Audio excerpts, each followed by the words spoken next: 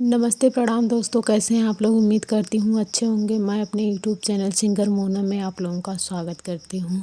दोस्तों, मैं आप लोगों के बीच एक बहुत ही प्यारा होली गीत लेके आई हूँ। गीत को पूरा सुनना, अच्छा लगे तो लाइक करना, चैनल को सब्सक्राइब करना, शेयर करना और कमेंट करके बताना गाना आप लोगों को कैसा लगा।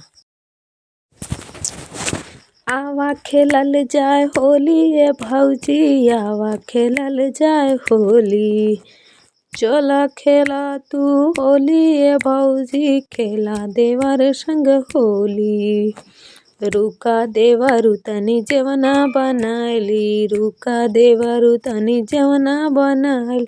जेवना के मारा गोली ये भौजी, खेला देवर संग होली। जेवना के मारा गोली ये भौजी, खेला देवर संग होली। रुका ये देवरू बिरवा बनाली, रुका ये देवरू बिरवा बना।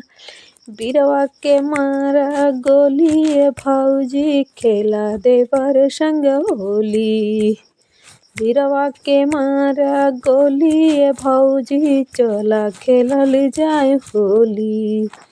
खेला देवर संग होली ये भौजी, आवा खेलल जाए होली। रुका ये देवरू गेरुआ बनाली, रुका ये देवरू गेरुआ बना। गेरुआ के मारा गोली ये भौजी, चला खेलल जाए होली। गेरुआ के मारा गोली ये भौजी, आवा खेलल जाए होली। रुका ये देवरू झाड़ू लगाली, का ये देवरू झाड़ू लगाली। झाड़ू के मारा गोली ये भौजी, चला खेलल जाए होली। आवा खेलल जाए होली ये भौजी, खेला देवर संग होली।